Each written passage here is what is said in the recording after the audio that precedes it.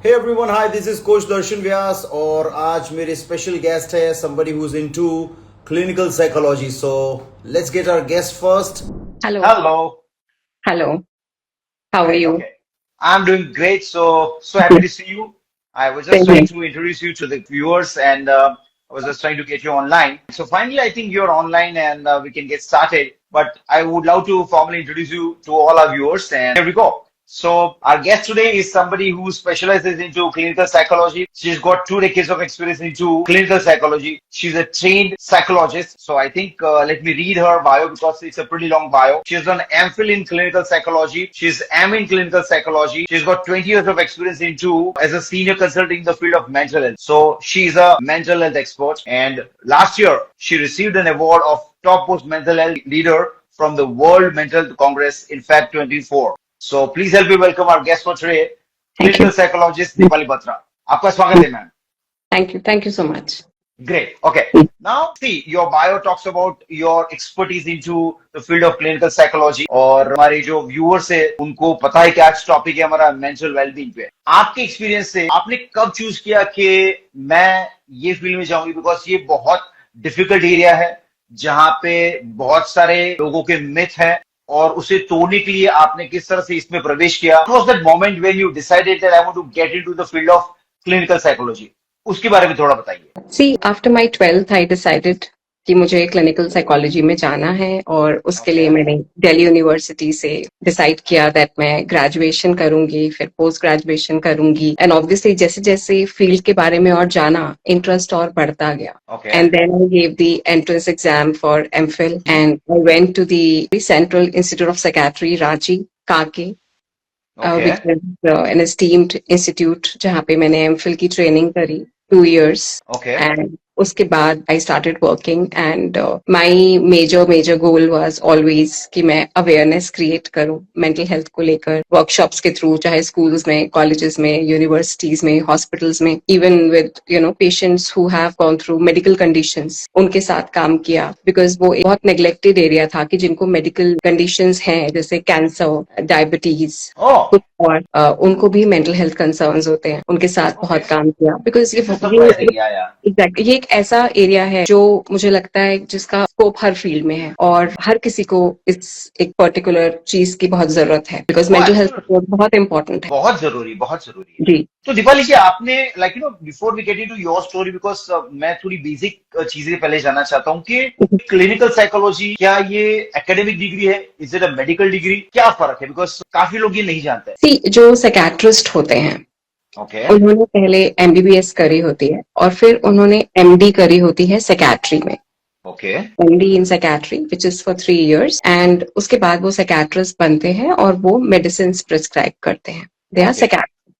Okay. A clinical psychologist is somebody जो graduation, post graduation करते हैं और उसके बाद higher studies करते हैं. आपने मास्टर ऑफ फिलोसॉफी एमफिल किया है, वही ना ma'am? Yeah, in medical and social psychology. Okay. तो जो क्लिनिकल साइकोलॉजिस्ट होते हैं वो मेडिसिन नहीं देते हैं, वो साइकोथेरेपी और डिफरेंट टेक्निक्स के थ्रू क्लाइंट्स के साथ वर्क करते हैं on their deeper issues, past issues, current issues, future, on multiple aspects. Correct. तो जैसे एक बहुत बड़ा ग्रुप है जिसको मेंटल डिसऑर्डर्स नहीं है पर उनको day to day related struggles, career related struggles, family issues, marital issues रहते हैं. और एक ग्रुप है जिनको एंजाइटी डिसऑर्डर्स या क्लिनिकल डिप्रेशन है, उनके साथ भी हम डील करते हैं. ओके. आई थिंक आपका बहुत वास्ट एरिया है, बिकॉज इस तरह से मैं थोड़ा समझ रहा हूँ और आपने अच्छा हुआ कि ये क्लैरिटी, बिकॉज मेरे जैसे काफी लोगों को ये क्लैरिटी नहीं होती है, ठीक पर जी. आपने क्लैरिटी दी कि एक मेडिकल डॉक्टर जो साइकियाट्रिस्ट होते हैं and you are a trained clinical psychologist who works on the similar fashion except that you do not prescribe medicine.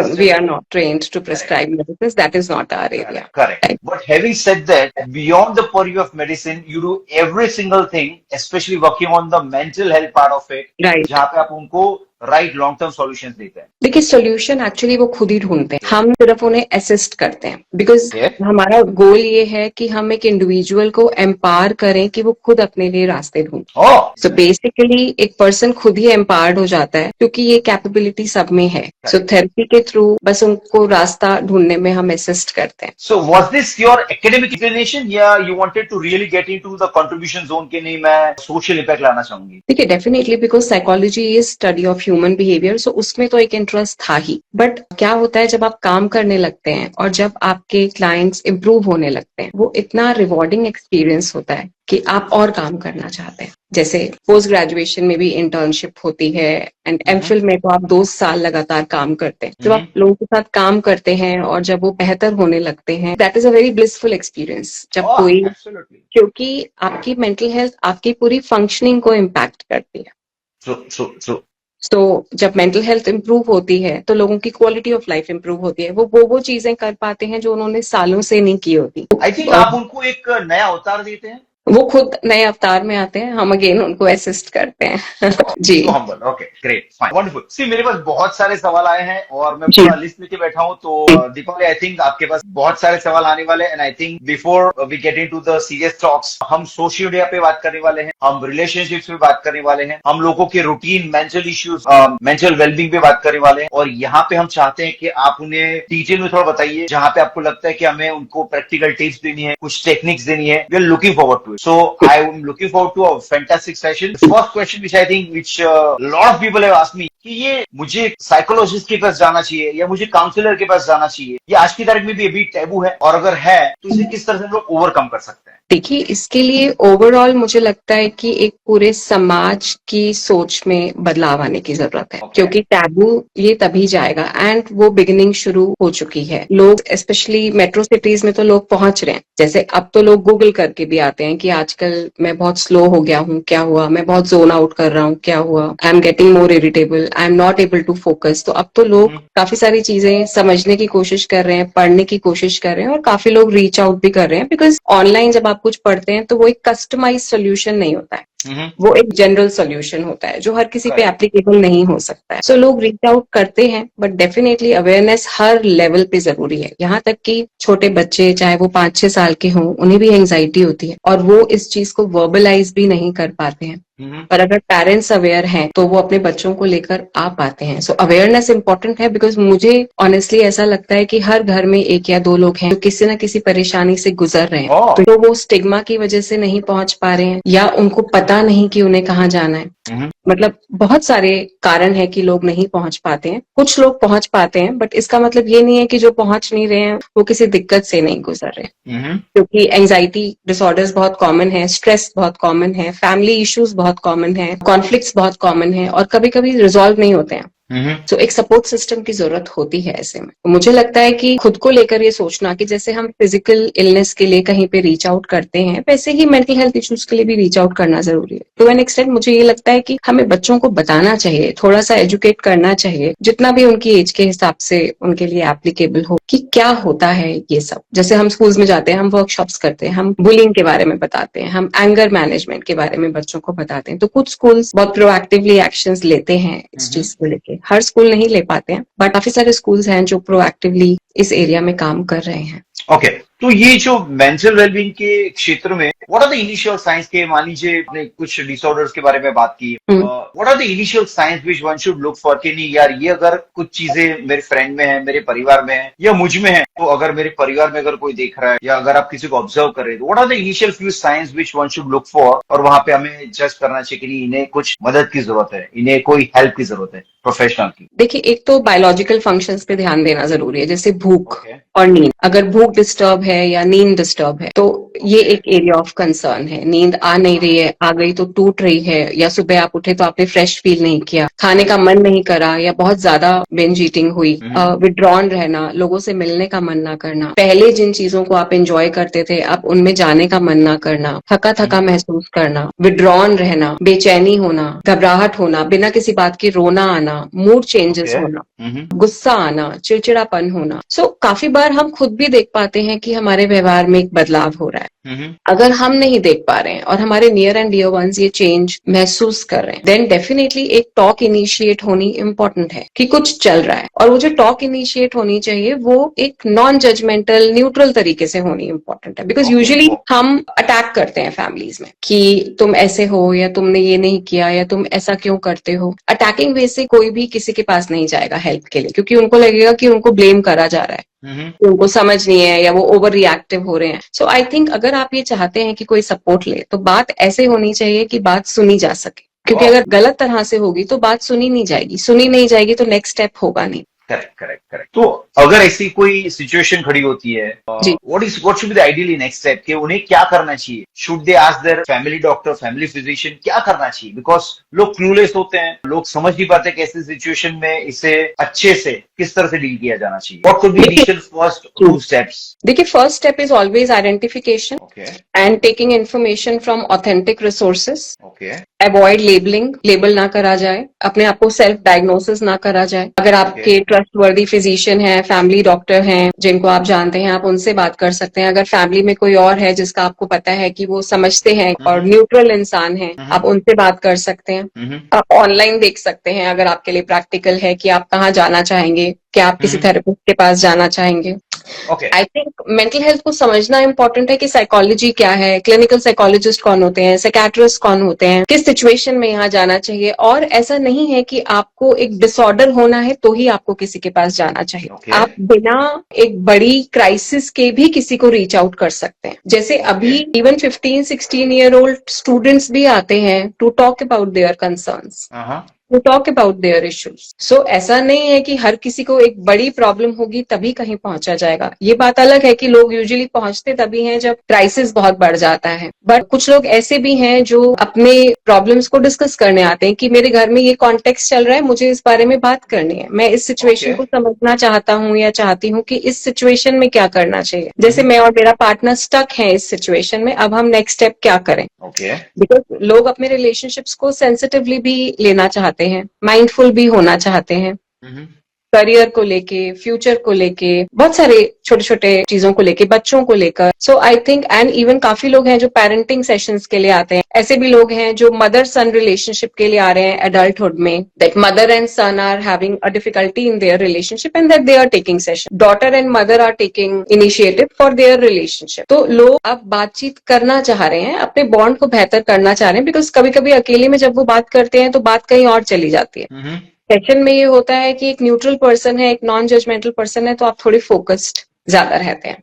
Correct, you will regulate it. Correct. तो एज एन एक्सपर्ट आपने 20 साल से ये देखा है कि बहुत सारे इश्यूज आपके सामने आए होंगे। आपके हिसाब से what are the few root causes के जहां पे इन चीजों के कारण ये चीजें होना शुरू हो जाती है, और अगर वो आइडेंटिफाई की जाए तो उस पर काम किया जा सकता है। तो what are the few things, may be 4-5 things which are the root cause of this, and then how we can overcome that? See, एक तो बायोलॉजिकल फैक्टर्स होते हैं, हम बायोलॉजी को इग्नोर नहीं कर सकते हैं। जैसे फिजिकल डिजीज जेनेटिकली होती हैं, ऐसे ही मेंटल हेल्थ इश्यूज भी जेनेटिकली हो सकते हैं। Oh, is that so? या so there is a biopsychosocial model. So biological factors होते हैं, साइकोलॉजिकल फैक्टर्स होते हैं, सोशल फैक्टर्स होते हैं, एनवायरमेंटल फैक्टर्स। तो मल्टीपल फैक्टर्स की वजह से, उनके कॉम्बिनेशंस की वजह से मेंटल हेल्थ इश्यूज हो सकते हैं। टू एन एक्सटेंट अगर किसी का विटामिन डेफिशिएंसी है, उस वजह से भी लो फील करना, लो एनर्जी होना, मन ना करना, नींद ना आना बहुत कॉमन है। सो किसी भी सिचुएशन को, किसी भी मेंटल हेल्थ इश्यू को हम 1-to-1 नहीं बोल सकते हैं कि क्योंकि ऐसा हो गया इसलिए ये हो गया। ये मल्टीफैक्टोरियल है। बायोलॉजिकल फैक्टर्स, साइकोलॉजिकल फैक्टर्स, जैसे my temperament, my coping, my way of perceiving thing, मेरा नजरिया, वो सब बहुत मैटर करता है। सोशल फैक्टर्स बहुत मैटर करते हैं, जैसे मेरे आसपास का एनवायरनमेंट, मेरे आसपास के लोग, ये सब बहुत मैटर करता है। सो मल्टीपल फैक्टर्स हैं, हम किसी एक फैक्टर की वजह से ये नहीं कह सकते हैं कि ऐसा हो गया। इसीलिए जब किसी को ऐसा कुछ भी होता है तो पहले ये समझा जाता है कि इसके पीछे क्या कारण होगा। जैसे हम फैमिली हिस्ट्री पूछते हैं क्लाइंट से कि घर में किसी और को ऐसी कोई प्रॉब्लम है, घर में ऐसा कुछ चल रहा है, आपका कॉलेज एनवायरनमेंट कैसा है, या आपका ऑफिस में क्या चल रहा है, क्या डायनामिक्स चल रहे हैं, एंड आपकी एज एन इंडिविजुअल कोपिंग क्या है स्ट्रेस को लेकर। जैसे सेम सिचुएशन में आप देखेंगे किसी एक इंसान ने बड़े अच्छे से कोप अप कर लिया, रेजिलिएंट हो गया, उसने हैंडल कर लिया, और एक इंसान का ब्रेकडाउन हो गया। सो क्यों इनका ब्रेकडाउन हुआ, ये समझना बहुत इंपॉर्टेंट है, क्योंकि हम काम तभी कर पाएंगे। सो इनिशियल कुछ सेशंस उस इंडिविजुअल को समझने में, उनका कॉन्टेक्स्ट समझने में, उनका लाइफ का पूरा कॉन्टेक्स्ट समझने में जाता है कुछ टाइम। जब वो पूरा कॉन्टेक्स्ट समझ आता है तब मैनेजमेंट होता है। ओके, फॉर एग्जाम्पल लेते हैं, मान लीजिए कि एक 25 साल का लड़का है, well educated background, middle class family, started working, 3-4 साल से काम कर रहा है, and then he wants to hustle because social media का जमाना है। They get a lot of peer pressure, performance pressure from the family.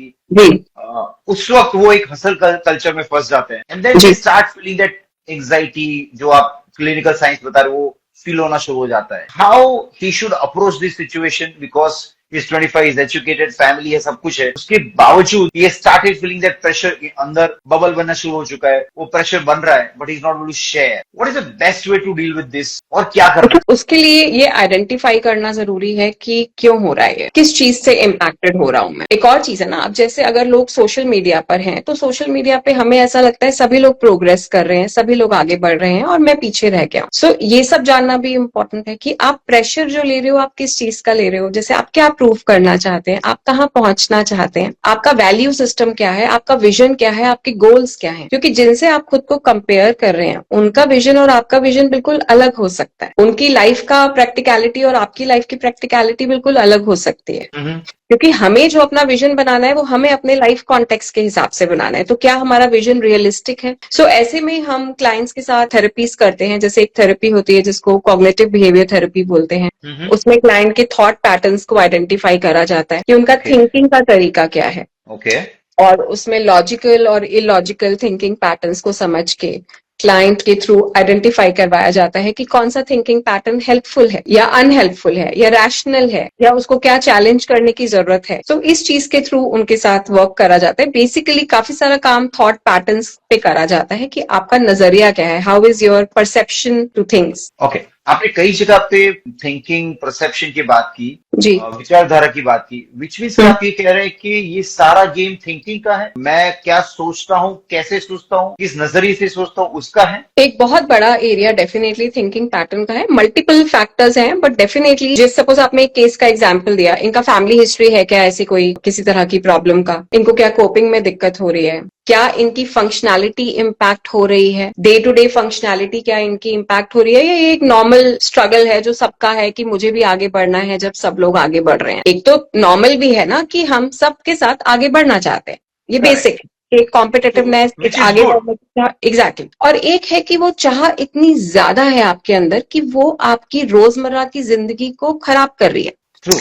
आप फंक्शनल नहीं हो पा रहे हैं, आप उठ नहीं पा रहे हैं, आप खा नहीं पा रहे हैं, आपका मन नहीं लग रहा चीजों में, आप काम पे नहीं पहुंच पा रहे हैं। तो ये समझना बहुत इंपॉर्टेंट है कि जो ये पर्सन इस हसल में है उनकी ओवरऑल फंक्शनिंग पे इस हसल का कितना इम्पैक्ट हो रहा है। जैसे काफी सारे लोग जब बहुत स्ट्रेस लेते हैं तो अगर उनके हिसाब से उनको यहाँ परफॉर्म करना चाहिए तो एक्सेसिव स्ट्रेस की वजह से वो यहाँ होते हैं, नीचे होते हैं, क्योंकि वो आप स्ट्रेस आपको फंक्शन नहीं करने देता अगर वो हद से ज्यादा हो जाए तो। सो आई थिंक सबसे पहला काम है आइडेंटिफाई करना कि मेरे साथ हो क्या रहा है, मैं क्यों डिस्टर्ब हो रहा हूँ। सेल्फ रिफ्लेक्शन बड़ा जरूरी है। खुद के बिहेवियर को समझना, खुद से क्वेश्चन करना, क्या हो रहा है, क्यों हो रहा है, how is this impacting me. That self reflection leads to self growth. Okay, यहाँ पे इश्यू ये आ रहा है कि फास्ट पेस लाइफ है, किसी के पास समय नहीं है आपको देने के लिए, न्यूक्लियर फैमिलीज हो चुके हैं और फ्रेंड्स के साथ जुड़े हुए होते हैं, वहां पे भी चीजें परफॉर्मेंस ओरिएंटेड होती है, कॉलेज के friends, work friends, other friends, and everything is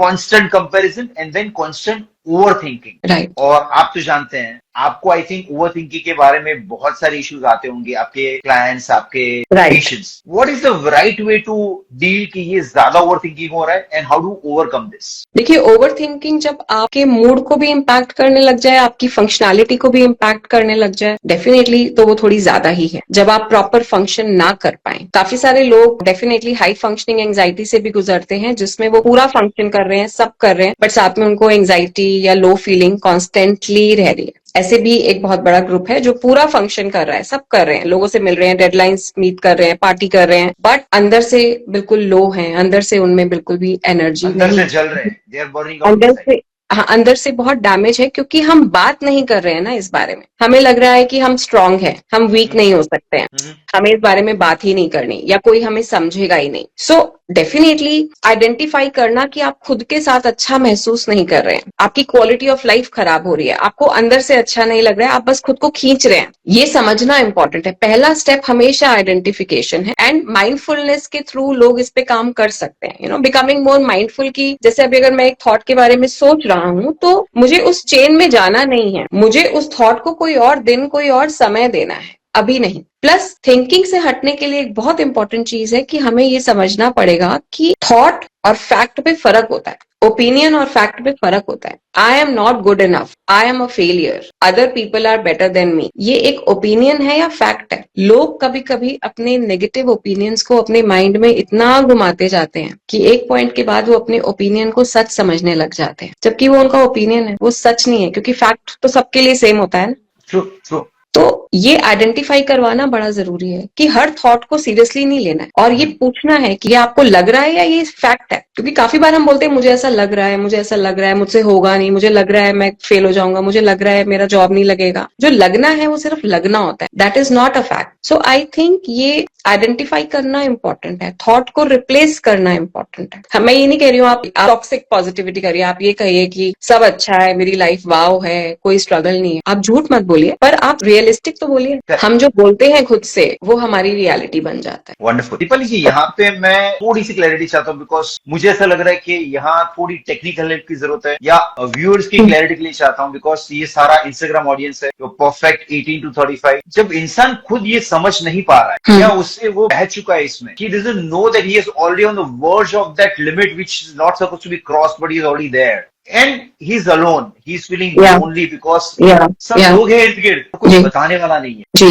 What is the right thing to do, or maybe how you can hold yourself and then slowly come out of it? कोई technique, कोई tool या कोई tip है, meditation, I don't know, क्या कर सकते? देखिए, एक तो जर्नलिंग इम्पोर्टेंट है, लिखना इम्पोर्टेंट है, अपने थॉट्स को लिखकर उन्हें समझना, उन पर रिफ्लेक्ट करना इम्पोर्टेंट है कि क्या हो रहा है मेरे साथ, क्यों हो रहा है, आजकल मैं ज्यादा क्या फील कर रहा हूँ, मैं कहाँ पहुंचा हूँ, मैं कहाँ पहुंचना चाहता हूँ, क्या ये रियलिस्टिक है।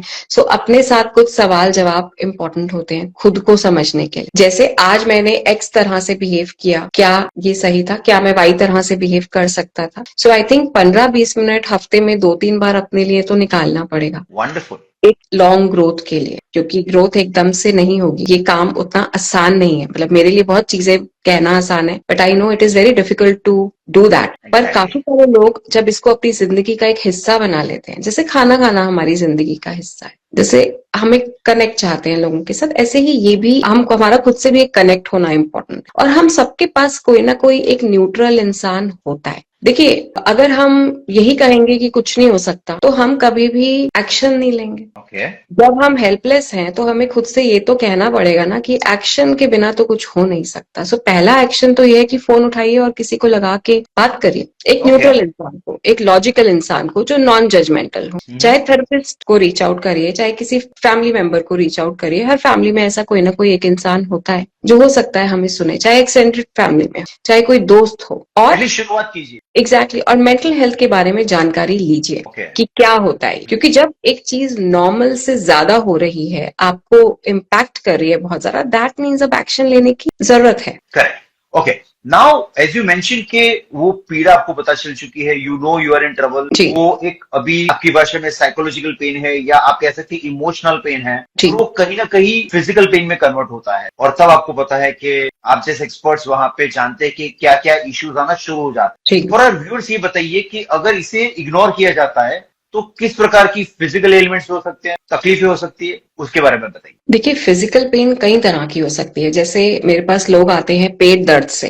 ठीक है, उनका पेट खराब है, या उनको बर्निंग सेंसेशन है, या उनको बैक टू बैक बर्प हो रही है, या किसी को कॉन्स्टिपेशन है सालों से, और उन्होंने अपने डॉक्टर्स को दिखा दिया और उन्होंने सारे इन्वेस्टिगेशंस करा लिए, उसमें कुछ नहीं आया, then the doctor said that go to a psychologist.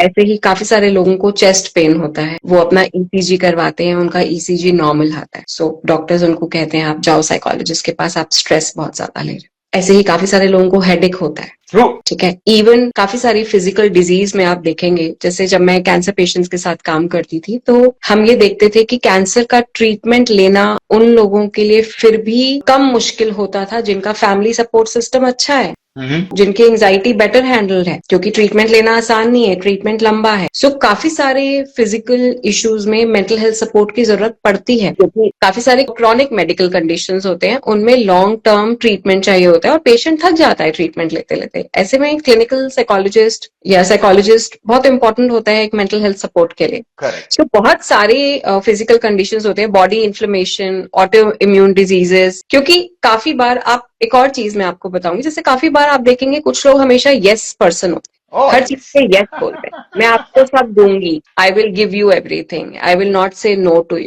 I will keep sacrificing, क्योंकि अगर मैं नो बोलूंगी तो मुझे गिल्ट होगा। तो जब हम चॉइस से नहीं देते हैं, हम गिल्ट की वजह से देते हैं, हमारी बॉडी वो सारा नापती है, सब गिनती Okay. है। Mm-hmm. आप कुछ लोगों को देखेंगे वो बहुत जल्दी जल्दी बीमार होते हैं, उनको बॉडी पेन्स बहुत रहते हैं, Mm-hmm. इम्यूनिटी अच्छी नहीं होती है, बहुत थका थका फील करते हैं। इस सब के पीछे mental health pain, mental health issues का बहुत सिग्निफिकेंट रोल है।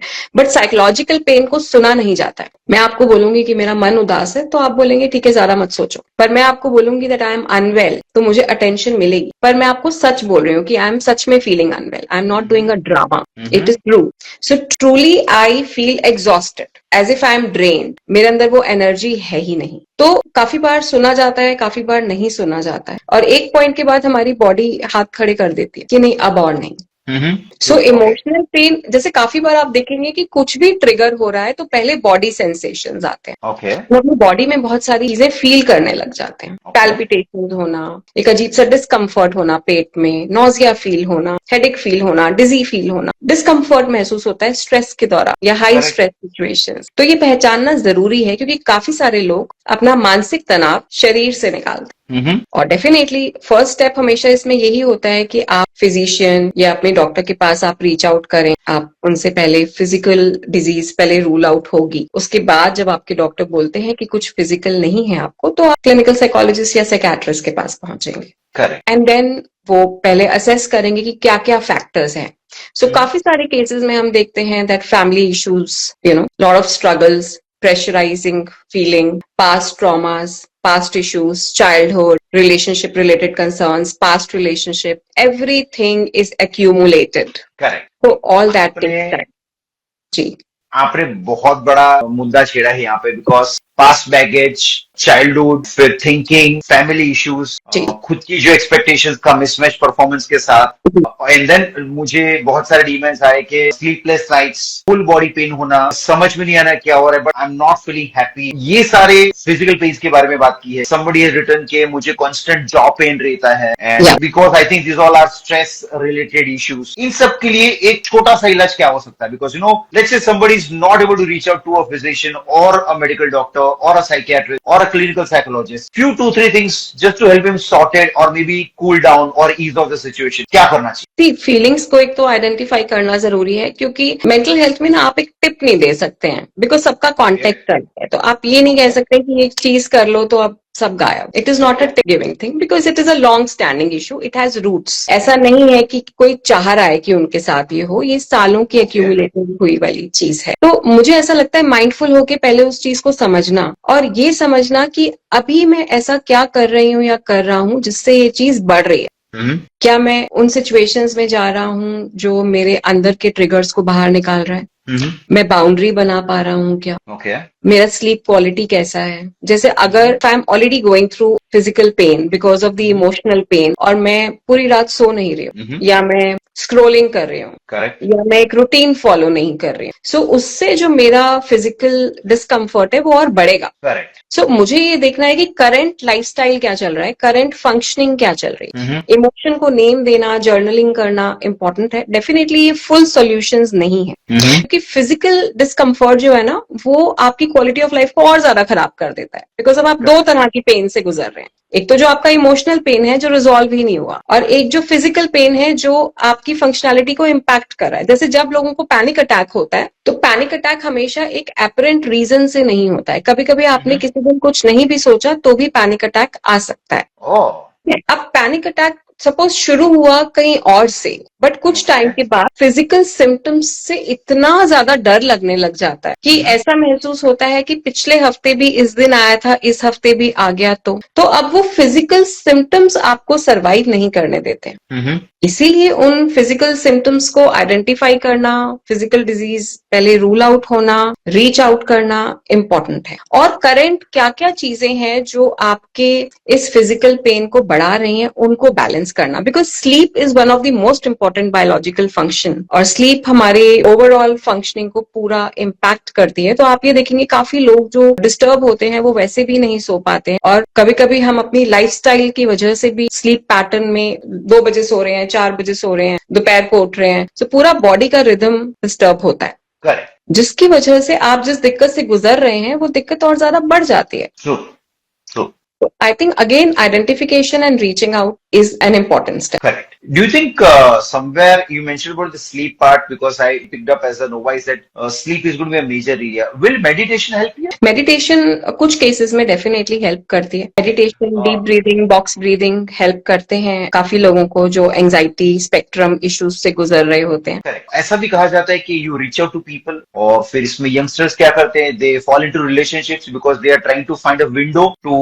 divert their thinking, divert their thought process. जी। तो क्या ये सही है? इस तरह के रिश्तों की हम डेटिंग एप्स की बात कर रहे हैं कि लोग रीच आउट कर जाते हैं। Either they will try and find a relationship where they will try and divert their mind, they will run away from their problems, either it is in their physical world or in their emotional world, और फिर वो that cycle keeps on repeating because they have not picked up the right partner. वो सही लोगों से नहीं जुड़े हैं, और सिंस उन्हें कहीं ना कहीं भागना था, उन्हें छुपना था शायद आई वुड से, तो वो ऐसे लोगों के साथ शुरू हो जाते हैं जहां पे उन्हें they are not the right people, और मे बी दे रियलाइज के बहुत लेट रियलाइज होता है, चाहे वो कॉलीग्स है, फ्रेंड्स है, फैमिली है, रिलेशनशिप्स है, कहीं ना कहीं ये इश्यूज कॉम्प्लेक्स बनते जाते हैं। देखिए, क्योंकि ना अपने दर्द को पहचानना और उसके बारे में बात करना आसान नहीं है। मैं ऐसा क्यों हूँ को समझना, उसमें टाइम देना आसान नहीं है। और हम सबको, मोस्टली लोगों को वैलिडेशन चाहिए, रीएश्योरेंस चाहिए। तो हम वैलिडेशन के लिए, एप्रिसिएशन के लिए, एक्सेप्टेंस के लिए ढूंढते हैं किसी को। जब हमें किसी से वो मिलने लगती है तो हम उस पर्सन के साथ और ज्यादा होना चाहते हैं। बट रिश्ता जो है वो सिर्फ वैलिडेशन से चलता नहीं है, रिश्ते में बहुत एफर्ट चाहिए होता है। पर अगर मेरी नाव डूब रही है तो मैं आपकी नाव को संभाल नहीं पाऊंगी। और काफी बार क्या होता है, दो सिमिलर पैटर्न्स मिल जाते हैं, दो सिमिलर लोग जो इमोशनल या किसी दिक्कत से गुजर रहे हैं, अपने पास से जूझ रहे हैं, वो मिल जाते हैं। तो दोनों ही लोग एक दूसरे से बहुत इमोशनल सपोर्ट की उम्मीद करते हैं, और क्या होता है, दोनों को ही पूरा नहीं मिल पाता है। सो वहां से एक अलग वैक्यूम, एक अलग पेन शुरू हो जाता है। फिर वो अगला रिश्ते में जाते हैं। तो ऐसे ही वो जितने रिश्ते एक्सप्लोर करते हैं उतना, क्योंकि आप हर रिश्ते में इन्वेस्ट कर रहे हो ना इमोशनली, तो जब वो खत्म होगा उसको क्लोजर भी तो करना पड़ेगा खुद से। हमेशा सामने वाला इंसान हमें क्लोजर नहीं देगा, और जब हम खुद से क्लोजर करे बिना हम आगे बढ़ जाएंगे तो इस रिश्ते की कुछ छाप उस रिश्ते में भी आ जाएगी। सो इसीलिए अपने व्यवहार को समझना, थोड़ा सा सेल्फ रिफ्लेक्शन करना इम्पोर्टेंट है कि ये क्यों हो रहा है। जैसे अगर मैं डेटिंग ऐप में एक साथ 2-3 लोगों से बात कर रही हूँ, 2-3 लोगों से मिल रहा हूँ, मेरा पर्पस क्या है, व्हाट इज द पर्पस, उसमें जाने का पर्पस क्या है, या उससे क्या फुलफिल हो रहा है, क्या वो हेल्दी डिस्ट्रैक्शन है। जैसे ऐसे काफी सारे लोग आते हैं मेरे पास कि मेरा आज यहाँ ब्रेकअप हो गया, अब मुझे किसी के साथ डेट पे जाना है यहाँ से डिस्ट्रैक्ट करने के लिए। पर क्या आप फुली डिस्ट्रैक्ट कर पाते हैं? क्योंकि आप जिसके साथ डेट पे गए हैं, आप उसमें भी अपना पार्टनर ही ढूंढ रहे होते हैं जिसको आपने छोड़ा है। बेसिकली काफी सारे लोगों का दर्द और ज्यादा गहरा हो जाता है। And they fall into the loop. Exactly, वो हेल्दी नहीं होता ना उनके लिए। पर अगेन इस चीज को बैठ के रिफ्लेक्ट करना आसान नहीं है, क्योंकि ऑब्वियसली आप डेटिंग ऐप में आप एकदम पहुंच सकते हैं, आपके पास इतनी चॉइसेस हैं, पर बैठ के रिफ्लेक्ट करना, खुद को समझना थोड़ा सा मुश्किल काम होता है। बट कुछ लोग हैं जो इसको एक अपना हैबिट का पार्ट बनाते हैं कि ये मेरी लाइफ का पार्ट है, एंड वो बहुत ग्रो करते हैं। So number one, I think till now what we learned is self-reflection. Self-reflection, understanding your own behavior, reflecting on your own behavior, you understanding your thinking pattern, understanding your vision, understanding your body, बहुत जरूरी है कि आपकी body कैसे react करती है। Correct. जी, आपने बहुत सारी सेल्फ मैनेजमेंट की बातें की है, तो हम फैमिली की बात करते हैं, because everybody has a family. कभी कभी आप अपने पेरेंट्स के साथ, अपने फैमिली के साथ, अपने एक्सटेंडेड फैमिली के साथ कहीं ना कहीं मिलते हैं गेट टुगेदर्स में, और नॉर्मल डिस्कशंस कब हीटेड आर्गुमेंट में कन्वर्ट हो जाता है, और फिर उस वक्त वो नॉर्मल डिस्कशन था पर वो आर्ग्यूमेंट बहुत हैवी हो जाता है, हीटेड हो जाता है, maybe with your partner, maybe with your spouse, anybody. उस वक्त आर्ग्यूमेंट तो खत्म हो जाता है, but then those feelings do not retract, and then there is a separation in terms of emotions. वो बहुत गंदा सा फीलिंग होता है। How do we better handle this? See definitely ये पहचानना कि मैं पेन में हूँ, ये बहुत इंपॉर्टेंट है, और उसमें स्पेस लेना और भी ज्यादा इंपॉर्टेंट है। क्योंकि जब कोई एक डिफिकल्ट इंटरेक्शन होता है किसी के साथ, तो वो इमोशंस हमें बहुत डीपली इम्पैक्ट करते हैं, हमारे पुराने दर्द भी सामने आ जाते हैं, और एक हीटेड आर्ग्यूमेंट, एक हीटेड डिस्कशन हमें हमारे अंदर पूरी फिजियोलॉजी चेंज करता है। जब हम तेज बोलते हैं, जब हम चिल्ला रहे हैं, हम आर्ग्यूमेंट कर रहे हैं, तो हमारे अंदर बहुत सारे चेंजेस होते हैं, वो बहुत अनकंफर्टेबल है। सो आई थिंक स्पेस लेके पॉज करना इम्पोर्टेंट है, और उसमें हर किसी का टाइमिंग अलग है, हर किसी का पेस ऑफ रिकवरी अलग है। It is important to take a step back. It is important कि आप लिखें कि क्या हुआ, आपको क्या महसूस हुआ, या अगर आपके पास कोई न्यूट्रल फ्रेंड है जो आपको और प्रवोक ना करे, जो आपको एक न्यूट्रल ईयर दे, आप जिनके साथ वेंट कर सकें, वहां पे आप शेयर करें। अगर आपका रोने का मन कर रहा है, बिल्कुल, देन यू शुड क्राई। वो इमोशन दबाना नहीं है, उसको एक्सपीरियंस करना इम्पोर्टेंट है। तो पेन के साथ बैठना भी जरूरी है, but at the same time pain से डिस्ट्रैक्ट करना भी जरूरी है, क्योंकि मैम जी मैम सॉरी, आपने मुझे दो चीज बात करनी है, बिकॉज आप एक्सपर्ट है तो आप बात कर लेंगे। दो चीजें मैम, कि एक है आपने रोने की बात की, तो मैं पहले वो बात कर लेता हूँ, बिकॉज रोना is a sign of weakness, ये हमारा जनरल परसेप्शन है। क्या सही में रोना एक वीकनेस है? और दूसरा, क्या पुरुषों को पब्लिक लाइफ में या फैमिली के सामने अपनी वीकनेस बताना, रोना, शेयर करना, क्या वो वीकनेस है? सी, रोना जो है ना, that is a release of your emotions.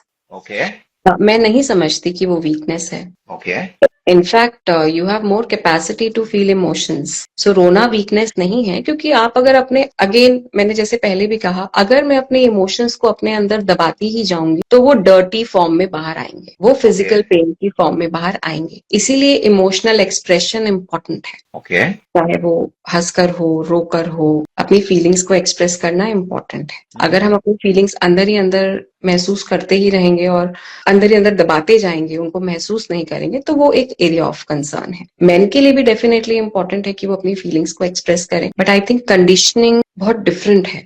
और क्योंकि वो बिना एक्सप्रेस करे जी रहे हैं, और काफी बार जब आप उनसे बोलते हैं कि आपने इस सिचुएशन में कुछ बोला क्यों नहीं, तो काफी सारे मेन बोलते हैं कि पता ही नहीं चला कि कुछ बोलना था, या जरूरत क्या थी बोलने की, या ये बात शेयर करने की जरूरत क्या थी। सो एक वो अप्रोच भी नहीं है, वो लर्निंग भी नहीं है। सो अगर हम ये कह रहे हैं कि वो अपने इमोशंस की बात करें, तो ये तो बचपन से हमें प्रैक्टिस करवाना होगा। बट ऑब्वियसली एक जेंडर डिफरेंस भी है, एक बायोलॉजी भी है जिसमें एक जेंडर डिफरेंस है, तो हर चीज तो नहीं बदलेगी। They will not express like a women expresses, but घरों में बचपन से ये होना चाहिए कि आप अपनी बात करो, आप शेयर करो, आप अपनी बात शेयर करिए, फिर आप उनसे एक्सपेक्ट करिए। जैसे आप बॉयज को देखते होंगे चाइल्डहुड में भी, जब वो स्कूल से आते हैं तो गर्ल चाइल्ड जितना शेयर करती है, बॉय चाइल्ड उतना शेयर नहीं करते हैं। काफी घरों में उन्हें ये बोला भी नहीं जाता है कि तुम बॉय हो तो शेयर मत करना, बट तब भी वो शेयर नहीं करते, कुछ नहीं उनको रोका जाता, तब भी वो जेंडर डिफरेंस भी है। बट डेफिनेटली अपने इमोशंस डिस्कस करने इंपॉर्टेंट है। एंड काफी सारे मेन जिन लोगों के अराउंड वो सेफ फील करते हैं, चाहे अपने फ्रेंड सर्कल के सामने सेफ फील कर रहे हो, चाहे अपने पार्टनर के सामने सेफ फील कर रहे हो, कुछ लोगों के साथ वो ओपन अप होते हैं। वहां पे उनको ये पता होता है कि मुझे जज नहीं करा जाएगा, I can be my self, I can speak.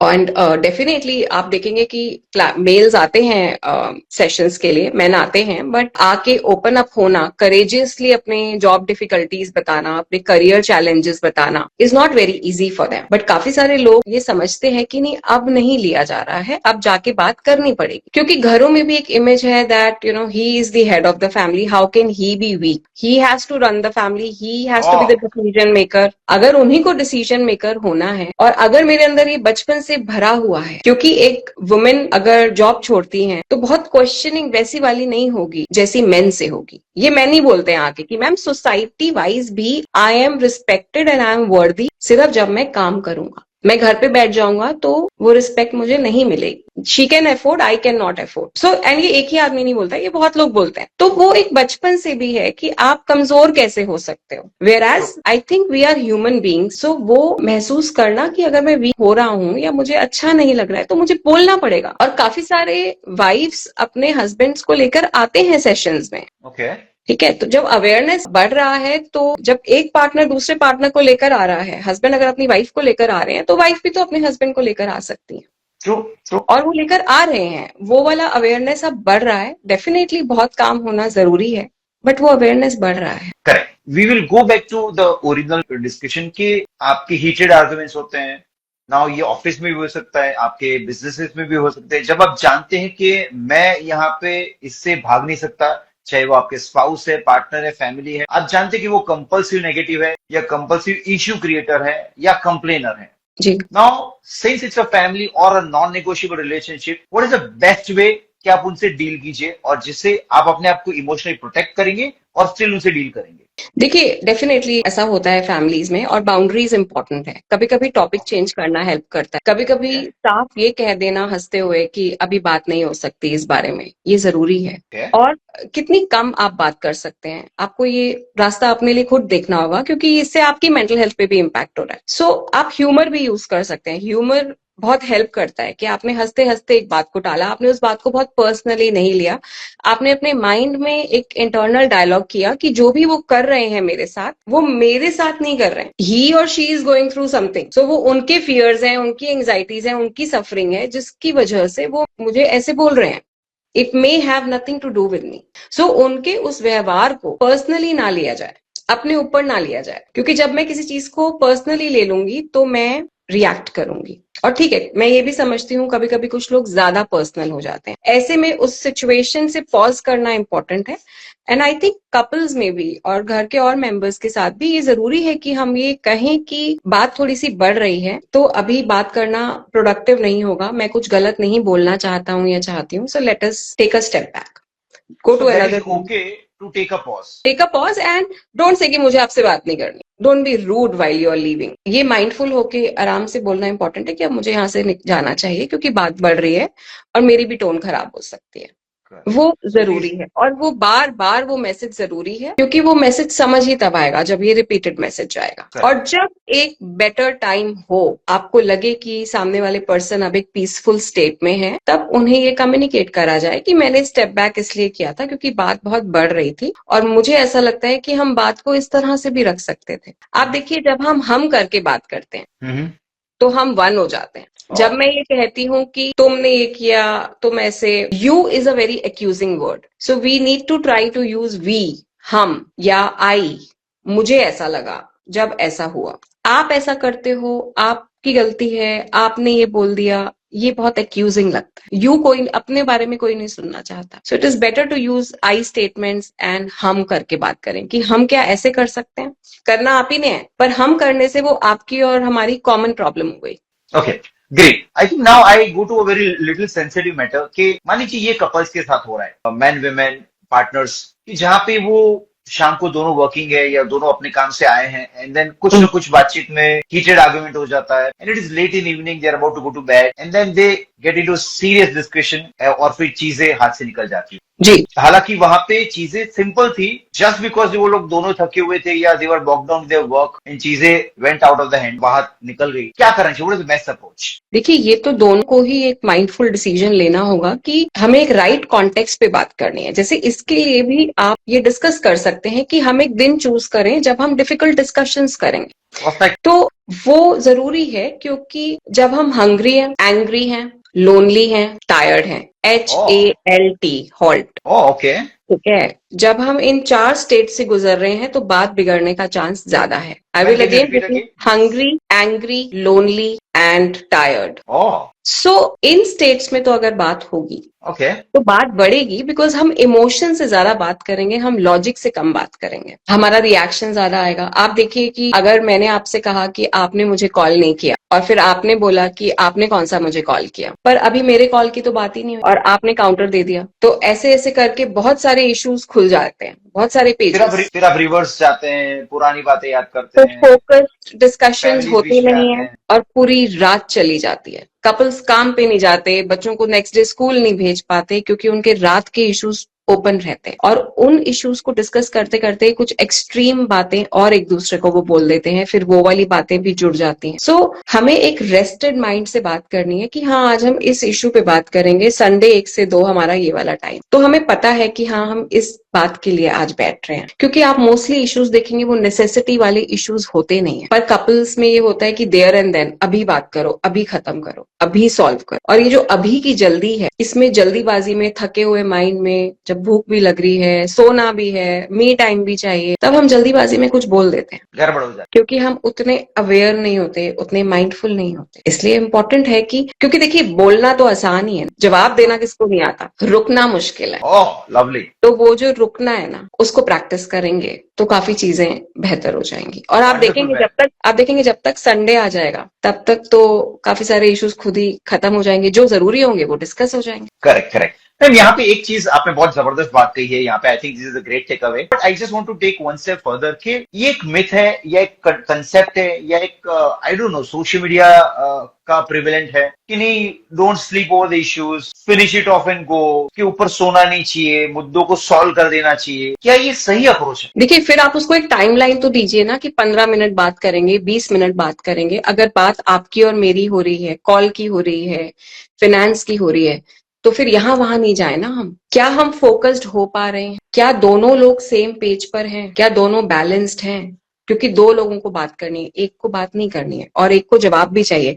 आप सोचिए, अगर कोई बहुत ट्रैफिक से, बहुत बारिश से 2 घंटे फंस कर अपने घर पहुंचा है या पहुंची हैं, और फिर उनके पार्टनर कुछ पूछें, ट्रिगरिंग, ब्लेमिंग, तो क्या वो है उस मेंटल स्टेट में बात करने की? नहीं है। आपको ये देखना है कि you should not sleep over conflicts, but are they conflicts, क्या वो एक जीने मरने की सिचुएशन वाले कॉन्फ्लिक्ट है कि आज ही बात होनी है? क्योंकि काफी बार हम अपनी उस बेचैनी की वजह से उस समय बात कर रहे होते हैं। एंड काफी सारे वुमेन आके मुझे कहते हैं कि मैम, अगर मैंने आज ही बात खत्म नहीं करी तो कल तो ये टॉपिक छोड़ देंगे, कल तो ये बात ही नहीं करेंगे। So then it is responsibility of her man to reassure her कि हम इस दिन इस बारे में बात करेंगे, और फिर वो बात करें उस बारे में। देखिए, हर चोट को अटेंशन की जरूरत नहीं होती। लवली। अगर मुझे यहाँ चोट लगी है तो मुझे इसको थोड़ा छोड़ना होगा, ये अपने आप हील होगी। ठीक है, जिस चोट को मेडिकल अटेंशन की जरूरत है उसको आप मेडिकल अटेंशन दीजिए। जिसको अटेंशन की जरूरत नहीं है, आप जबरदस्ती उसको छेड़ते जाएंगे तो आप देखेंगे काफी सारे ऐसे मसले होते हैं जो मतलब खुद ही क्लोजर हो जाता है। आपको डिस्कस नहीं करना होता है कि तुमने ऐसे क्यों बोला था, तुमने ऐसे क्यों किया था, तुमने पहले ये क्यों नहीं किया, तुम उस दोस्त से मिलने गए घर से निकल के तो बताया क्यों नहीं। ठीक है, आपको ट्रस्ट होना चाहिए, नहीं बताया कोई बात नहीं। ट्रस्ट बहुत मैटर करता है इस सब में। सो कुछ रिलेशनशिप्स में वो ट्रस्ट मिसिंग होता है, जिसकी वजह से सो डेफिनेटली रिलेशनशिप का क्या डायनामिक है वो बहुत मैटर करता है ना। बिकॉज बहुत पैटी चीजें पार्टी से आए हैं और छोटी सी डिस्कशन, कोई आर्ग्यूमेंट, मे बी एक फोन कॉल पे कुछ ठीक से बातचीत हुई या समथिंग और the other which comes up and then entire things get spoiled and goes out of the hand. Great. I think ma'am यहाँ से एक और स्टेप है मैम के since we talk about couples, intimacy की बात आ रही है, awkward moments where men, women or your partners, they have something which is going on during their intimate time and then it gets spiraled into real awkward situation, बहुत गंदे तरीके से उसे deal किया जाता है and then it becomes a permanent issue or a prevalent issue which is not right, not healthy. For example, what kind of awkward situation? Where they discuss something जहां पे कोई पुरानी बात याद आ गई है और वो उस वक्त उसे कुछ रिलेट करते हैं जिसका कोई लॉजिक नहीं है, या हो सकता है you never know they talk about their ex relationships and anything which is getting to a real heat and then creating a permanent issue. So, see, if it is uncomfortable, it is always important to be mindful of how you are talking. Step back करना जरूरी है. Okay. Smile करिए, step back करिए और बोलिए कि अभी थोड़ा सा हम ब्रेक लेते हैं, हम थोड़ा सा स्टेप बैक करते हैं. और ये जरूरी है कि ये बाउंड्री बनाई जाए कि कुछ डिस्कशंस इंटीमेसी को इम्पैक्ट करते हैं. अगेन, ये डिस्कशन के लिए डे चुना जाए, उसी टाइम ये चीज ना भूली जाए. मैं थोड़ी सी एक और फॉलोअप सवाल है कि बहुत प्रैक्टिकल अप्रोच आपने दिया है but logic is taken over by emotions और उस वक्त ये लॉजिक प्ले में नहीं आता है, इमोशंस हावी हो जाते हैं. How a couple or a pair can deal with this to make it better for both of them? So one of them must be logical. If one of them is getting emotional, अगर एक emotional हो रहे हैं तो किसी एक को तो ये समझना पड़ेगा कि ये अनकंफर्टेबल है. ओके. अगर सपोज मुझे किसी से कंपेयर करा जा रहा है या कोई पुरानी बात उठाई जा रही है तो ये बात तो एक रेस्टेड माइंड के टाइम पर डिस्कस होनी होगी कि अगर हम एक कॉन्टेक्स्ट में अगर हम एक रॉन्ग बात करेंगे तो कॉन्टेक्स्ट खराब हो जाएगा, फिर मन नहीं करेगा. अपनी बायोलॉजी को समझना पड़ेगा कि फिर वो वाली क्लोजनेस नहीं आ पाएगी. और मुझे ऐसा लगता है कि अगर आप पार्टनर्स को अच्छे से हक करके समझाएं, होल्ड करें, स्माइल करें, पार्टनर्स समझते हैं.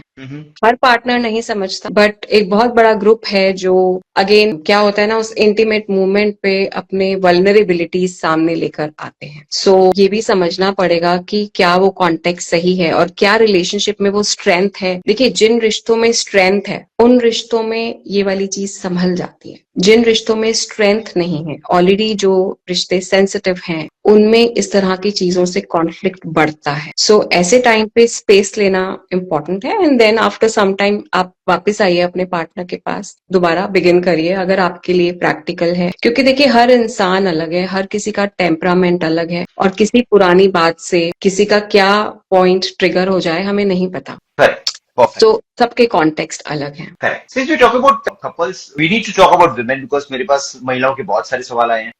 Women go through a cycle in a month. They have professional life, they have personal life, they take care of the family, बच्चों को संभालना, घर को संभालना, and they are super achievers. ये सारे साइकिल में, and this is for all age groups. कहीं ना कहीं ये माना जाता है कि they are not performing up to the mark, या इनका उस वक्त वो परफॉर्मेंस सही नहीं था, चाहे वो पर्सनल लाइफ में हो, प्रोफेशनल लाइफ में हो, पब्लिक फेसिंग हो. कहते हैं ये बार बार थक जाते हैं, इनको बार बार रेस्ट चाहिए, XYZ. So what is the right way to look at this and what is the scientific view of? So see, women को पहले तो खुद को वैल्यू करना पड़ेगा. इससे पहले कि मुझे कोई और वैल्यू करे, मुझे खुद अपनी वर्थ समझनी होगी. अगर मैं बीइंग अ वुमेन एक तरह की विचारधारा रखती हूँ, तो वो विचारधारा मैं अपने आसपास की और वुमेन में भी दूंगी कि तुम्हें काम करते रहना चाहिए, तुम्हें मल्टीटास्कर हो तो बहुत वाव हो, रेस्ट नहीं करना चाहिए. रेस्ट को लग्जरी की तरह देखा जाता है. Rest is a part of work, because आप ये देखेंगे कि ब्रेक्स इंपॉर्टेंट है, क्योंकि ब्रेक्स के बाद हम और बेटर परफॉर्म करते हैं. तो हम ये नहीं कह सकते हैं कि आप रेस्ट कैसे कर रहे हो, आप कैसे बैठ गए, आपको याद नहीं रहा कि आपको ये काम भी करना था.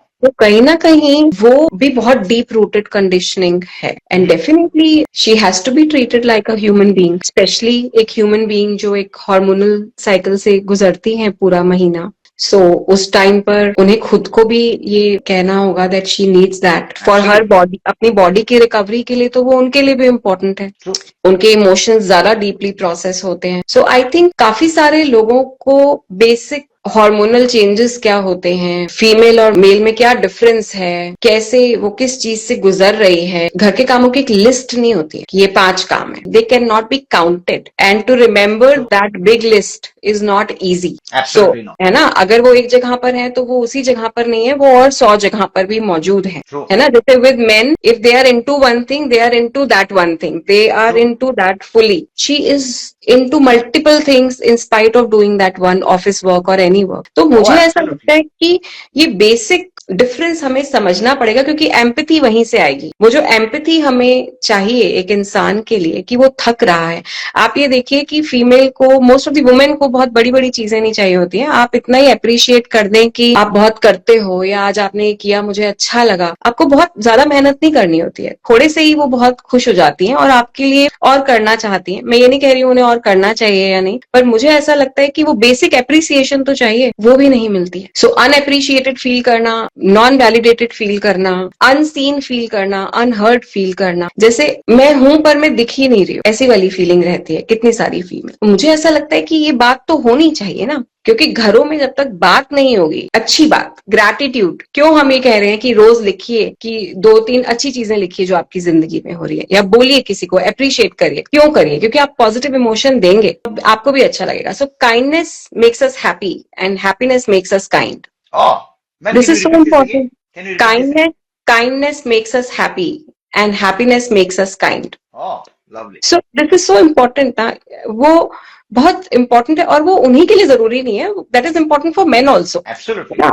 क्योंकि वो भी बहुत अनसीन रहते हैं, और डेफिनेटली जो वो मेहनत करते हैं वो बहुत बार एक्नॉलेज नहीं होती है. वो दोनों ही लोगों के लिए जरूरी है, पर अच्छी वाली बातें होती कहाँ है, सिर्फ प्रॉब्लम्स डिस्कस होती हैं. ये खराब हो गया, ये खत्म हो गया, ये हुआ नहीं, ये नेक्स्ट प्रॉब्लम. आई थिंक रुक के थोड़ा सा बैठकर ये डिस्कस करना जरूरी है, रिकनेक्ट करना जरूरी है. जी, तो आप ये कह रहे हैं कि एज ए फैमिली और एज ए पार्टनर या as a member, you need to take a pause, reconnect, and then try and appreciate each other more. That would take care of most of the things. Basic thank you. ठीक है, किसी को महसूस तो हो कि वो एग्जिस्ट कर रहा है, क्योंकि एक रोजमर्रा की जिंदगी में, एक जल्दीबाजी की जिंदगी में जैसे हम देख ही नहीं रहे हैं ना, हम सब बस भाग रहे हैं. सो आई थिंक वो पॉजिंग इम्पोर्टेंट है, क्योंकि आप किसी को अच्छा फील करा रहे हो, और वो दोनों ही साइड्स के लिए इम्पोर्टेंट है. और आप ये देखेंगे कि दोनों ही लोग बहुत बेहतर फील करेंगे अपनी मेंटल हेल्थ में, उनकी क्वालिटी ऑफ लाइफ में, मूड में, एनर्जी में. आपका बॉडी का पूरा रिदम बदल जाता जब आप अच्छा महसूस करते हैं. Wonderful. So I think ma'am वो हमने जरूरी है। मैम हमने बहुत सारी बातें की और I think we have taken enough of your time. तो मैं एक दो सवाल पूछूंगा फॉर यंगस्टर्स टीनेजर्स। मेरे पास एक सवाल आया है 19 ईयर ओल्ड स्टूडेंट का कि एग्जाम के रिलेटेड है, बट बेसिकली उनका ये कहना है कि मेरी अच्छी मेंटल हेल्थ के लिए मुझे क्या बेसिक्स फॉलो करना चाहिए, बिकॉज मैं ओवर थिंक भी करता हूँ, मैं कंपैरिजन भी करता हूँ, और मुझे सोशली इंस्टाग्राम पे अच्छा भी दिखना है। तो इन दिस टर्मोइल मैं अपने आप को मेंटली स्टेबल कैसे रखूं? Two three so steps for all जी, यंगस्टर्स। सो आई थिंक पहला तो मैं हमेशा स्लीप के लिए बोलूंगी कि हमारी नींद जरूरी है, और नींद में सिर्फ नींद का ड्यूरेशन जरूरी नहीं होता है, नींद का टाइम भी जरूरी होता है। सो नींद के टाइम में तो 10 बजे तक हमें सो जाना चाहिए, वो भी लेट है, बट सबसे पहले तो नींद इंपॉर्टेंट है। और उसके बाद जरूरी है कि आप खाना टाइम पे खाएं अपना। ऐसा नहीं है कि आपका ब्रेकफास्ट लंच के टाइम पर हो रहा है। थिंकिंग से डिस्ट्रैक्ट करने की कोशिश करिए। देर is a concept called appointment with worry, कि आपकी जिंदगी में जो भी ओके। चिंताएं चल रही हैं उनके बारे में हर समय खाते हुए, नहाते हुए, चलते हुए, पढ़ते हुए मत सोचिए, उनको एक टाइम दीजिए। आसान ओके। नहीं है थॉट को शिफ्ट करना, बट प्रैक्टिस करने से आप ज्यादा माइंडफुल हो पाएंगे कि ये अनहेल्पफुल थिंकिंग है, ये थिंकिंग मेरी एनर्जी ले जा रही है, तो मुझे इस थिंकिंग के डिटेल में अभी जाना नहीं है। अगर किसी सोशल मीडिया प्लेटफॉर्म की वजह से आपका कंपैरिजन बढ़ रहा है, सो मैं ये कहूंगी कि डिटॉक्स डे जरूर रखिए आप। हम्म। आप ये देखिए कि आप किससे कंपैरिजन कर रहे हैं, उनका कॉन्टेक्स्ट क्या है। क्योंकि देखिए, मैं उन लोगों से भी मिलती हूँ जिनके अच्छे फॉलोअर्स हैं, जो बहुत अच्छा कर रहे हैं, उनके अपने स्ट्रगल्स हैं बिहाइंड द सीन, वो स्ट्रगल्स हमें दिख नहीं रहे हैं। हम्म। तो हमें शायद सिर्फ वो एक ग्रोथ दिख रही है, हमें पूरी रियलिटी नहीं दिख रही है। सो आई थिंक हम जो कंपैरिजन कर रहे हैं वो हमने अपने माइंड में एक सोच बनाई है कि कोई और बहुत अच्छा कर रहा है और मैं पीछे रह गया और अब मेरा चांस चला गया। So I think there is a right time for everybody and we should have a step by step approach. तो अगर हम स्कूल में हैं तो अभी हम स्टेप बाय स्टेप चलें, अभी हम बहुत आगे ना भागें, क्योंकि फिर हम अगर ये सोचेंगे 6 महीने बाद क्या होगा, 2 साल बाद क्या होगा, तो फिर हमारा अभी रह जाएगा। So having a short term goal for now, step by step approach helps कि आज मैं क्या करूं, एक ऐसी चीज जो मुझे अच्छा फील कराए और एक ऐसी चीज जिससे मैं अपनी पढ़ाई पे बेहतर फोकस कर सकूं, वो थोड़ा करने की जरूरत है। ग्रेट। मैं मेरे पास बहुत सारे सवाल है। आई थिंक इनफैक्ट अभी एक सवाल मैं यहाँ से ले लेता हूँ, because how to remove negative thoughts and negative friends by Manikant Kamadi. So I think important है कि नेगेटिव थॉट्स को पहले तो पहचाना जाए कि वो नेगेटिव हैं। जैसे मैंने पहले भी बताया कि हमें ये फर्क करना पड़ेगा कि ये ओपिनियन है या फैक्ट है। So our thinking leads to feeling and feeling leads to behaviour. किसी भी चीज को लेकर हम जितना रूमिनेट करते हैं उतना हम लो और एंशियस फील करते हैं, और उससे होता यह है कि कुछ भी करने का मोटिवेशन, एनर्जी खत्म हो जाता है। तो पहले तो पहचानना है कि ये जो थॉट है, ये एजम्पशन तो नहीं बना रहा हूं मैं, इमेजिनेशन तो नहीं कर रहा हूं कि ऐसा होगा, फिर ऐसा होगा, फिर मैं कर नहीं पाऊंगा, फिर मैं पीछे रह जाऊंगा। सो काफी बार हम अपनी इमेजिनेशन में बहुत आगे चले जाते हैं। सो अपने आप को वापस लाना इंपॉर्टेंट है, that let me focus on today, pen down your thoughts and try to challenge your thought. जैसे अगर थॉट आ रहा है that I am a failure और I am worthless, ask yourself what is the evidence, इसका evidence क्या है। So thought को थोड़ा चैलेंज करना पड़ेगा। जस्ट बिकॉज एक थॉट आ गया हम उसको फैक्ट नहीं मान सकते हैं। अब मुझे पता नहीं कि नेगेटिव फ्रेंड्स से इनका क्या कॉन्टेक्स्ट है, बट मुझे लगता है कि बाउंड्री बनानी जरूरी है। और कभी कभी क्योंकि हमारे थॉट्स नेगेटिव हैं तो हम लोगों के व्यवहार को बहुत पर्सनली भी ले लेते हैं। तो आई थिंक ये पहचानना जरूरी है कि वो एक्चुअली में नेगेटिव हैं, या क्योंकि मेरे पुराने नेगेटिव एक्सपीरियंसेस रहे हैं इसलिए मैं किसी को नेगेटिव देख रहा हूँ, या अगर वो सच में आपकी फंक्शनिंग को खराब कर रहे हैं, आपके मेंटल हेल्थ को इम्पैक्ट कर रहे हैं, तो बाउंड्री बनाइए, स्टेप बैक करिए, वो जरूरी। दीपाली जी आपने कुछ कहा थिंकिंग एंड उसका आपने यू जी, यू सेड, हाँ, so वो please thinking, repeat. Feeling, behaviour, हमारी सोच से ही हम महसूस करते हैं और हमारे महसूस करने से ही हमारा व्यवहार होता है। ये तीनों इंटरलिंक्ड हैं। ओके। ठीक है, सो तो आपके स्टाइल में वापस बताइए ना, thinking leads to. Thinking leads to feeling and feeling leads to behaviour. So perfect. ये तीनों इंटरलिंक्ड हैं। ओके। जो हमारा बिलीफ सिस्टम है वो हमारी फीलिंग्स को इम्पैक्ट करता है, और वो चीजें हमारे व्यवहार को इम्पैक्ट करती हैं। जैसे अगर मुझे ऐसा लगेगा कि मैं इस इंटरव्यू में परफॉर्म नहीं कर पाऊंगी, मुझसे होगा नहीं, मुझे कुछ आता नहीं है, तो मैं ऑलरेडी बेचैनी, डिस्कम्फर्ट, घबराहट मुझे महसूस होने लग जाएगी। ओके। और जब मैं ऐसा महसूस करूंगी तो क्या होगा, मेरा परफॉर्मेंस, मेरा बिहेवियर, खराब कि हो मैं इंटरव्यू के टाइम पे बेचैन होंगी, मुझे झिझक होगी, मैं सेल्फ कॉन्शियस हो जाऊंगी, मैं खुद को जज करने लग जाऊंगी। So all of that is interlinked. So therapy में इन चीजों पे काम करा जाता है। पर मैम काफी बार ये भी होता है कि अगर मैं अच्छा फील कर रहा हूँ तो मैं अच्छा परफॉर्म कर रहा हूँ, या मैं सोचता हूँ, और जैसे आपने अभी बताया कि मैं अगर गलत सोचता हूँ यानी अच्छा नहीं सोचता हूँ तो मैं शायद अच्छा परफॉर्म भी नहीं करता हूँ। हम्म। कब ये पता चलता है कि ये मैं सही दिशा में हूँ, या मेरी सोच सही है, या मैं जस्ट अच्छा फील कर रहा हूँ? एक बार आप अच्छा फील भी करते हैं बिकॉज ऑफ योर रूटीन, और may be and you never no, because आपकी अच्छी आदत है, तो यू हैव अ टेंडेंसी कि कई लोग सुबह अच्छी मूड में होते हैं, शाम को नहीं होते हैं। तो when do think which is the right thing? See इसीलिए अपने थॉट पैटर्न्स को पहचानना जरूरी है। आप एक दिन से खुद को नहीं समझते हैं, आप एक over a period of time से खुद को समझते हैं कि मैं खुद को कैसा देखता हूँ, मेरा खुद को लेकर नजरिया क्या है, खुद को लेकर परसेप्शन क्या है। वो एक ओवरऑल हमारा खुद को लेकर एक व्यू होता है। कुछ लोग खुद को बहुत अच्छे से देखते हैं और कुछ लोग खुद को बहुत जज करते हैं, बहुत नेगेटिवली देखते हैं। तो जब मैं खुद को जज करूंगी तो मुझे ऐसा लगेगा कि सामने वाले लोग भी मुझे जज कर रहे हैं, क्योंकि मैं खुद को लेकर ही अच्छा फील नहीं करती हूँ। ये बहुत कॉमन है। सो इसीलिए खुद को समझना पहला स्टेप है और खुद के थॉट्स को समझना बहुत इंपॉर्टेंट है। Correct. Ma'am, I think we got a lot of questions, but I think we have taken enough of your time. So maybe just to wind up, a quick 2-3 minutes of rapid fire, and then we wind up the session. Is it okay? Okay ji.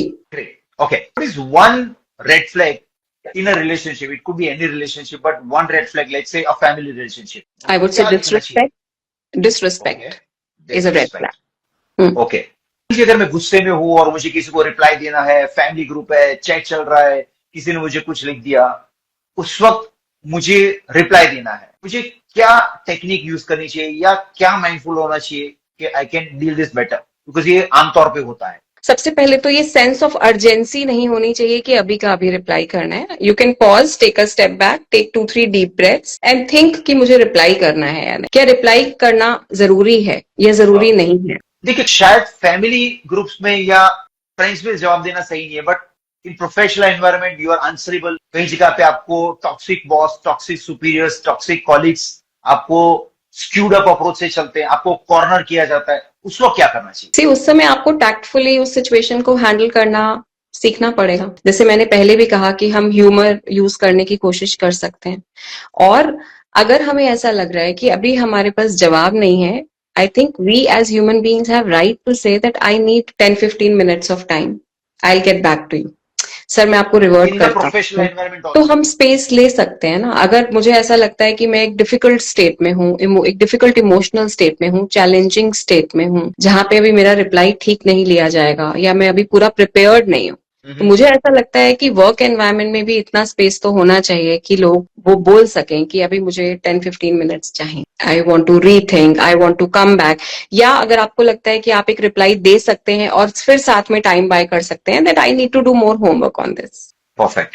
One thing which each couple or a partner or a pair should be Careful with in their relationship, correct. I think they should have this feeling of repair, कि जब conflict हो रहा है तो वो repair करने पर effort दिया जाए उस कॉन्फ्लिक्ट के बाद। और दूसरा, रिकनेक्ट करना बड़ा जरूरी है, क्योंकि वो डिजायर जरूरी है रिश्ते में। क्योंकि डिजायर ग्रेजुअली खत्म होने लगता है एक दूसरे को लेकर, क्योंकि हम रोजमर्रा की जिंदगी में चले जाते हैं। वो डिजायर, वो स्पार्क रखना जरूरी है, जिसके लिए वो नई नई चीजें करना जरूरी है एक दूसरे के साथ। So that reconnect is important, वो मिस नहीं होना चाहिए। So you should two things. One is repair and one is reconnect. Yeah. Perfect. होने के बारे में, public crying versus private crying. Which one heals faster? Which one heals faster? So again, that varies from person to person. One self-care habit which nobody should deny. यानी करनी चाहिए. Sleep. I will always say sleep. Sleep for minimum 8 to 9 hours every day. It is 8 important to 9. for us to heal from all the जितना भी stimulation हम देखिए, सबका sleep का requirement अलग होता है, but 7 to 9 hours is important. क्योंकि इतना स्टिमुलेशन जो हम लोग लेते हैं पूरा दिन, ऑनलाइन ऑफलाइन, ब्रेन को रेस्ट चाहिए, ब्रेन की रिकवरी तभी होती है। दीपाली जी, यहाँ पे कम सोना ग्लोरीफाई किया गया है बाय लॉट ऑफ पीपल। मैं यहाँ कहना नहीं चाहूंगा, बट सोशल मीडिया प्लेटफॉर्म्स पे हसल कल्चर को ग्लोरीफाई किया गया है, कम सोना ग्लोरीफाई किया गया है, and then because of this the Instagram audience is thinking के कम सो के ये कर लो, प्राप्त कर लो, अचीव कर लो, एंड दे आर हीरोज। तो क्या ये सही है? देखिए, हर व्यवहार की ना एक कॉस्ट है, एक कॉन्सिक्वेंस है। ओके। जब लोग कम सो रहे हैं तो आप ये देखिए कि वो चीज कॉग्निटिवली, बिहेवियरली, इमोशनली इम्पैक्ट कर रही है हम सब। हमारी memory, focus, attention, concentration, power to process, everything is getting impacted. ठीक है, जोन आउट होना कितना बढ़ रहा है, एंगर, रिएक्शन कितना बढ़ रहा है, emotionally becoming more vulnerable, having more mood changes, more frustrated, और उसमें स्लीप का बहुत बड़ा हाथ है। सब्सटेंस का हाथ तो होता ही है, बट काफी लोग हैं जो सब्सटेंस नहीं लेते हैं पर उनका स्लीप पैटर्न बहुत डिस्टर्ब है, और स्लीप का wrong time is Okay. Leading to lot of problems. Is power nap good? Maybe let's say 15-12 minutes in the afternoon. Is it good? Is it advisable? Yes, people can take that if it is practical. Yes. Great. And one last question. One practical tip for everybody, for all age groups, क्या होना चाहिए for good mental, emotional well-being from Deepali Batra ji? One tip. I think self reflection जरूरी है। One, two, your exercise is important. Sleep is important, healthy nutrition is important, and definitely taking care of your mental health, physical health, reaching out, talking is important. एक और चीज आप देखिए, lately जो सबसे बड़ी प्रॉब्लम बढ़ रही है वो है लोनलीनेस की। Social Oh. कनेक्शन मिस हो रहा है। सो सोशल कनेक्शंस हम नहीं छोड़ सकते। कोई एक चीज तो जरूरी नहीं है, बहुत सारी चीजें बहुत जरूरी हैं, पर social connection, we are social animals. We cannot just be online and we keep seeing that what other people are doing. That is not socialization. Chatting is not socialization. Oh, We need absolutely. to, है ना, हमें real life में मिलना पड़ेगा, वो जरूरी है। So I think that social connection, आप देखिए काफी सारे लोग अपने दोस्तों से मिलकर ही बिल्कुल उनका मूड चेंज हो जाता है Absolutely. है ना। डिस्ट्रैक्ट, मतलब वो एक अपने आप में एक अलग ही तरह से उनको हील करता है। So social connections are important, social support system is important, जिसके साथ आप वैसे रह सकें जैसे आप फ्री हों, आप सेफ फील कर सकें। सो वो कुछ लोग होने जरूरी हैं साथ में। Wonderful. I think we had a lot of questions in terms of youth issues, but we have paucity of time, and I think we have taken enough of your time. So we would love to say thank you so much, ma'am, because Deepali ji, आपने जिस तरह से सारी insights दी है on all the aspects, and मैं यहाँ पे कुछ चीजें आपने जो हमें share की है, those gems I want to refer to is you mentioned about HALT. So I think I picked up that, which is hungry, angry, lonely and tired. So HALT, और वो HALT आपको सिखाता है क्या करना जरूरी है। Second, I think I picked up is appointment with worry. बहुत जबरदस्त बात की आपने। What a beautiful concept के because middle of the night आप कई बार 2, 2:30, 3, 4 बजे जाग जाते हैं, and one silly thought will make you awake for next 2 hours. उस वक्त अपने आप को कहना बहुत जरूरी है कि यार सो जा, कल सुबह बात करें। I think वो बहुत जबरदस्त बात सिखाई आपने आज। और तीसरी बात, हर चोट को अटेंशन देना जरूरी नहीं है। आई थिंक दीपाली जी बहुत बहुत शुक्रिया। I think this 3 takeaway is been good enough for us, but आपने और बहुत सारी चीजें कही हैं। So once again thank you so much, and I think looks like we need to have one more session after some time, but thank you so much, बहुत बहुत शुक्रिया। Thank you, thank you.